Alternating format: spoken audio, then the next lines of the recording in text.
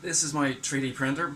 It used to be an ANET A8 until I started hacking at it, changing bits and pieces, and it's really good. I like it. It's worked well for me over time. You can see little bits and pieces on the sides that I built. I've done videos about them, but I'm not happy with some of the things on it. One of the things in particular I'm not happy with is the way this bed goes backwards and forwards.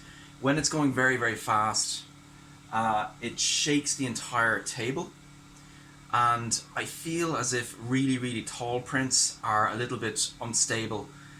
So when they're printing near the top, sort of an oscillation starts and you don't get really good quality out of it.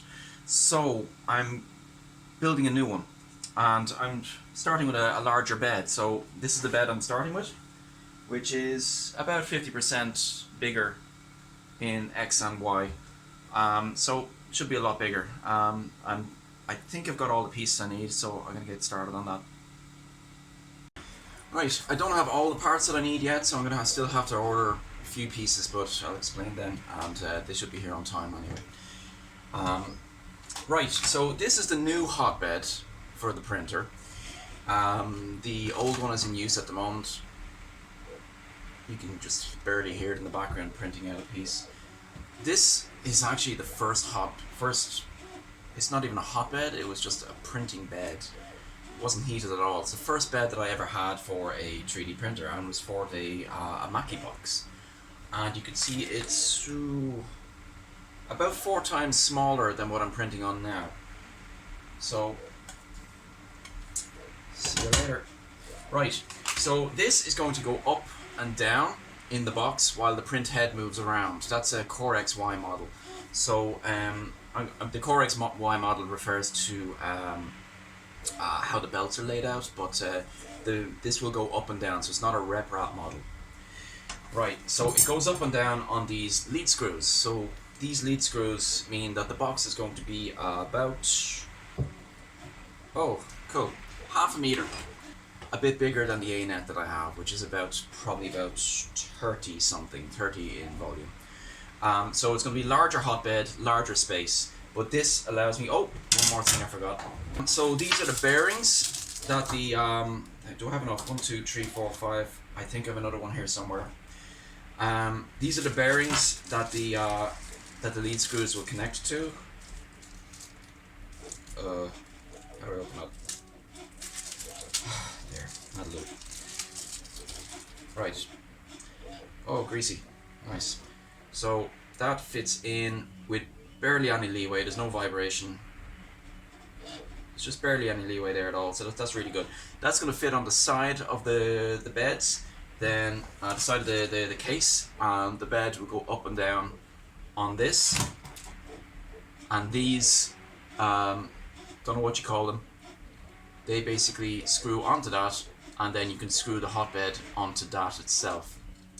So you can see how that fits on there. So these basically stay still, and the lead screw turns, and that forces this to go up or down, in turn forcing the hotbed to go up or down. And to make that happen, we use these. These are NEMA 17 motors. Very, very, very strong stepper motors. Very strong. It looks like I've got a few different sizes. Some of them are actually from the old Mackie box that I had, and some are things that I just found various places. So I'm just going to hope that they're all similar enough to just work. I can see that some of them, this has 6 cables while this one has 4 cables. So I'll have to figure out what is the difference between these. Like, why does one have 6 and the other have 4? Is it important?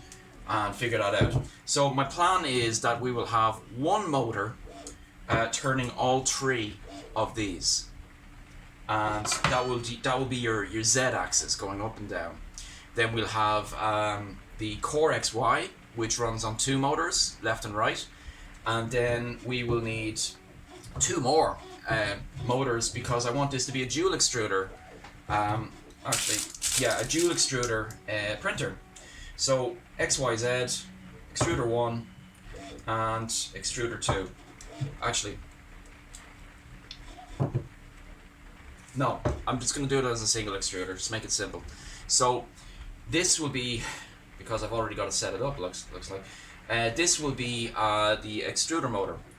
So it's going to be a direct drive. There's a difference between a direct drive and a Bowden drive. The direct drive, the motor itself is held on the X carriage just above the hotbed itself, while a Bowden drive has, let's say that's the hotbed here, you've got the direct drive actually on the bed, whereas in a Bowden drive, like my ANET conversion over there, you have the motor somewhere else and it pushes the filament through a tube to the hot end. So this is the throat of the hot end. I can't seem to find the actual hot end part itself, but I'll get to that. The hot end is basically a block. The filament comes through here into a hot end, which is a block with a resistor attached to it. And if you put a load of power through this resistor, then the hot end gets really hot, melting the plastic. So that goes underneath the direct drive and travels with it. Now, there's no point just turning the heat on, you need to also measure it. So we have a thermistor. The thermistor you attach to the hot end as well, and that measures the heat of the hot end. And it's really accurate, really accurate, and it's almost to the second accurate. So like heat takes time to travel through the block. That's not important. All controlled by this. No, this. This is an Arduino Mega 2560, which is just a really small computer. It's a really small computer. It's as much as you need to know about that.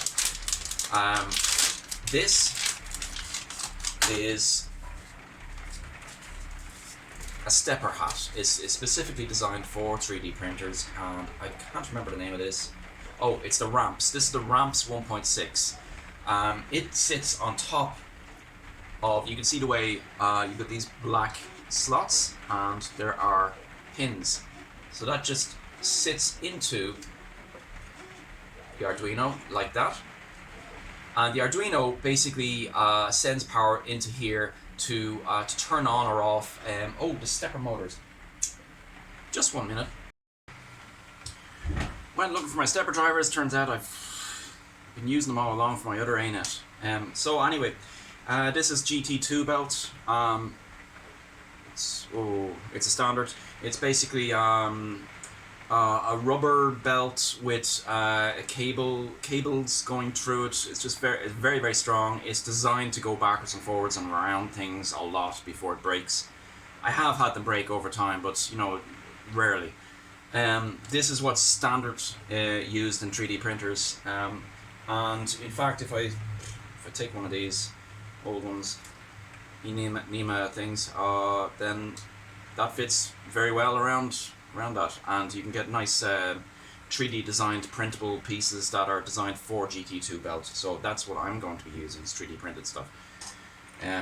Okay, so let's get started.